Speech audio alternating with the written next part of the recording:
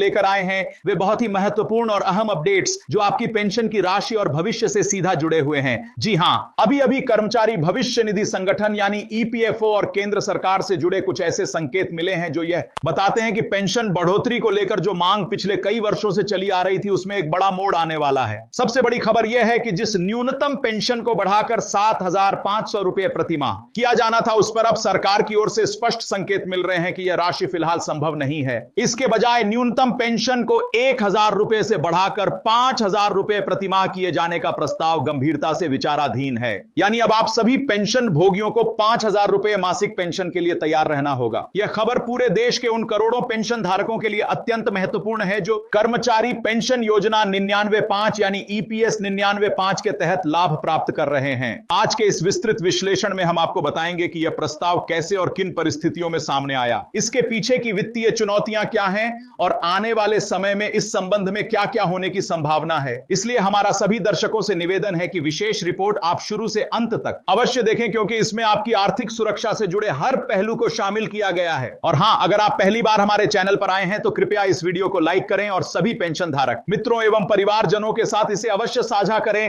ताकि वे भी इस महत्वपूर्ण जानकारी से अवगत हो सके। तो आइए बिना देरी किए सबसे पहले उस प्रमुख खबर पर चर्चा शुरू करते हैं जिसने आज सुबह से ही सभी का ध्यान खींचा है। खबर यह है कि कर्मचारी पेंशन योजना 99(5) के अंतर्गत मिलने वाली न्यूनतम पेंशन में भारी वृद्धि की उम्मीदें अब धीरे धीरे साकार होती नजर आ रही हैं। लेकिन उस राशि के स्वरूप में एक महत्वपूर्ण बदलाव हो सकता है। याद रहे, पिछले कई वर्षों से विभिन्न कर्मचारी संगठनों और पेंशनरों के संघों की ओर से यह जोरदार मांग उठती रही है कि वर्तमान में मिल रही 1,000 रुपए की न्यूनतम मासिक पेंशन को बढ़ती महंगाई और जीवन यापन की लागत को देखते हुए सीधे 7,500 रुपए प्रति माह कर दिया जाए। इस मांग को लेकर देश भर में आंदोलन भी हुए, धरने प्रदर्शन हुए और सरकार से लगातार बातचीत का दौर भी चला। लेकिन ताजा प्राप्त सूचनाओं और सरकारी स्तर पर हो रही चर्चाओं के आधार पर अब यह स्पष्ट होता जा रहा है कि एक बड़ी छलांग लगाने यानी पेंशन को एक ही बार में 7,500 करने के बजाय एक चरणबद्ध दृष्टिकोण अपनाया जा सकता है। इस दृष्टिकोण के पहले चरण में न्यूनतम पेंशन को 1,000 रुपए से बढ़ाकर 5,000 रुपए प्रति माह किया जाना प्रस्तावित है। यह निर्णय मुख्य रूप से सरकार और ईपीएफओ पर पड़ने वाले वित्तीय दबाव को संतुलित करने के लिए लिया जा रहा प्रतीत होता है। आज कर्मचारी भविष्य निधि संगठन के अधिकारियों और श्रम मंत्रालय के बीच हुई कई बैठकों में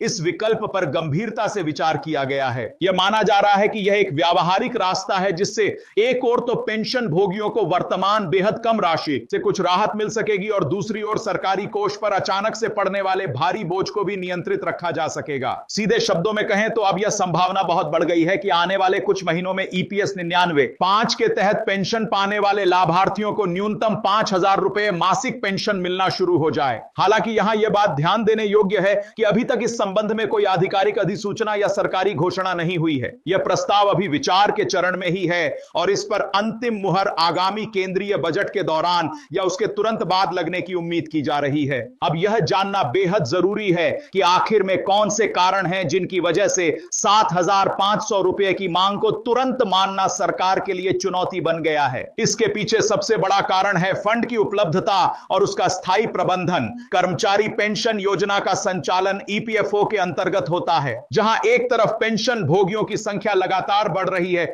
वहीं दूसरी तरफ फंड में आय के स्रोत सीमित हैं। अगर न्यूनतम पेंशन को एकदम से 7 गुना बढ़ा दिया जाता है तो इसके लिए भारी मात्रा में अतिरिक्त धनराशि की आवश्यकता पड़ेगी। इस राशि की पूर्ति के लिए या तो फंड के निवेश रिटर्न में अभूतपूर्व वृद्धि होनी चाहिए या फिर केंद्र सरकार को अपने बजट से भारी सब्सिडी देनी होगी। मौजूदा आर्थिक हालात में दोनों ही विकल्प आसान नहीं लगते।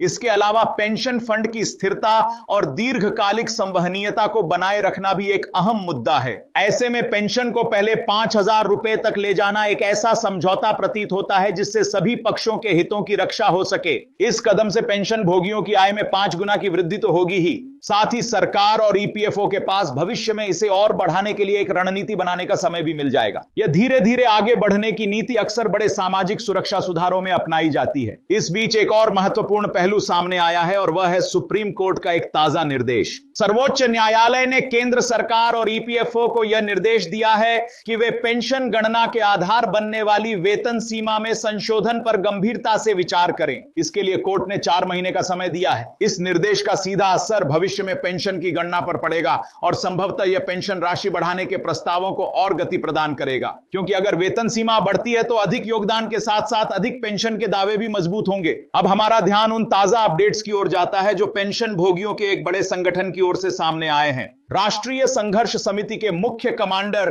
अशोक जी रावत ने कुछ अत्यंत महत्वपूर्ण बयान दिए हैं जो पेंशन आंदोलन की भावी रणनीति को स्पष्ट करते हैं। सबसे पहले कमांडर रावत ने आगामी केंद्रीय बजट पर सभी पेंशन भोगियों का ध्यान केंद्रित करने का आह्वान किया है। उनका कहना है कि बजट पेंशन सुधारों के मामले में एक निर्णायक मोड़ साबित हो सकता है। उन्होंने स्पष्ट किया कि पेंशन की प्रमुख मांग न्यूनतम पेंशन 7,500 रुपए प्रतिमाह और उसमें महंगाई भत्ता जोड़ना ही है। उन्होंने अपने संदेश में यह दृढ़ संकल्प व्यक्त किया कि संघर्ष का वर्ष रहेगा और पेंशन भोगी इस बार या तो पूरी जीत या फिर चलते रहने की मानसिकता के साथ आगे बढ़ेंगे। उनका यह बयान पेंशन आंदोलन में एक नई ऊर्जा का संचार करने वाला है। इसी क्रम में कमांडर अशोक रावत ने एक विशाल पेंशन भोगी रैली को संबोधित किया। इस रैली में उन्होंने हजारों की संख्या में उपस्थित लाभार्थियों से एकजुट रहने और संगठित शक्ति बनाए रखने की अपील की। उन्होंने कहा कि एकता में ही असली ताकत है। अगर पेंशन भोगी एक साथ खड़े रहेंगे तो उनकी मांगों को नजरअंदाज करना सरकार के लिए असंभव हो जाएगा।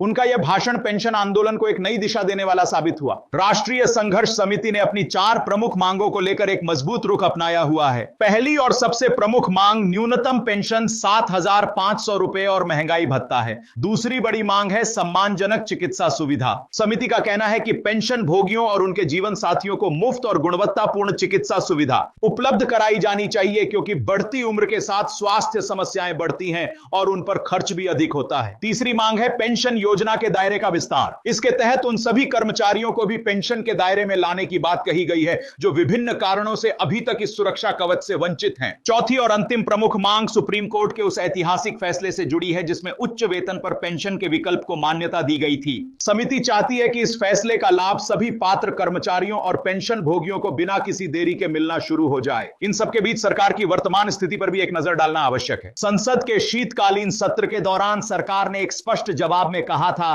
कि फिलहाल न्यूनतम पेंशन 1,000 रुपए के स्तर पर ही बरकरार रहेगी। हालांकि सरकार ने यह भी कहा था कि श्रम मंत्रालय और ईपीएफओ के बीच इस मुद्दे पर निरंतर चर्चा जारी है और भविष्य में आवश्यक संशोधन किए जा सकते हैं। यह बयान इस बात का संकेत देता है कि सरकार पेंशन बढ़ोतरी के प्रति पूरी तरह बंद दरवाजे पर तो नहीं है, लेकिन वह एक सतर्क और सोच समझकर चलने वाली नीति अपना रही है। यही कारण है कि 7,500 रुपए के बजाय 5,000 रुपए के प्रस्ताव को अधिक व्यवहारिक माना जा रहा है। यह प्रस्ताव एक प्रकार का माध्यम मार्ग साबित हो सकता है, जिससे ना तो पेंशन भोगी निराश होंगे और ना ही सरकार पर वित्तीय दबाव बहुत अधिक पड़ेगा। आगामी बजट में इस मुद्दे पर क्या निर्णय लिया जाता है, यह निश्चित रूप से देखने वाली बात होगी। इस पूरे परिदृश्य को समझने के बाद अब हम कुछ अन्य महत्वपूर्ण पहलुओं पर भी प्रकाश डालेंगे जो पेंशन भोगियों के हित से सीधे जुड़े हुए हैं। पहला पहलू है पेंशन फंड के निवेश का। ईपीएफओ पेंशन योजना के फंड को विभिन्न वित्तीय साधनों में निवेश करता है ताकि उससे प्राप्त आय से पेंशन का भुगतान किया जा सके। इस निवेश पर मिलने वाला रिटर्न पेंशन राशि तय करने में एक महत्वपूर्ण भूमिका निभाता है। अगर निवेश से अच्छा रिटर्न मिलता रहता है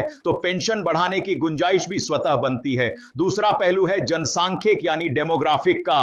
देश में बुजुर्गों की आबादी तेजी से बढ़ रही है, जिसका मतलब है कि पेंशन भोगियों की संख्या भी लगातार बढ़ेगी। ऐसे में पेंशन प्रणाली को ऐसा बनाना होगा जो न केवल वर्तमान बल्कि भविष्य के लिए भी टिकाऊ हो। तीसरा पहलू है अन्य सामाजिक सुरक्षा योजनाओं के साथ तालमेल। केंद्र और राज्य सरकारें वरिष्ठ नागरिकों के लिए अन्य कई योजनाएं चला रही हैं, जैसे कि आयुष्मान भारत, प्रधानमंत्री वंदना योजना आदि। पेंशन बढ़ोतरी को इन योजनाओं के साथ जोड़कर देखा जा सकता है ताकि वरिष्ठ नागरिकों के जीवन स्तर में समग्र रूप से सुधार लाया जा सके। अंत में सभी पेंशन भोगियों के लिए यह संदेश है कि वे सजग रहें और आधिकारिक सूचनाओं पर ही भरोसा करें। सोशल मीडिया और अन्य माध्यमों पर कई तरह की अफवाहें फैल सकती हैं, इसलिए श्रम मंत्रालय या ईपीएफओ की आधिकारिक वेबसाइट से ही जानकारी प्राप्त करें। साथ ही अपने स्थानीय पेंशनर संघों से जुड़े रहें ताकि सामूहिक रूप से आपकी आवाज मजबूत बनी रहे। आने वाले बजट सत्र की प्रतीक्षा कीजिए, क्योंकि उसके बाद ही इस पूरे मामले में स्पष्टता आने की उम्मीद है। याद रखिए, पेंशन आपका हक है।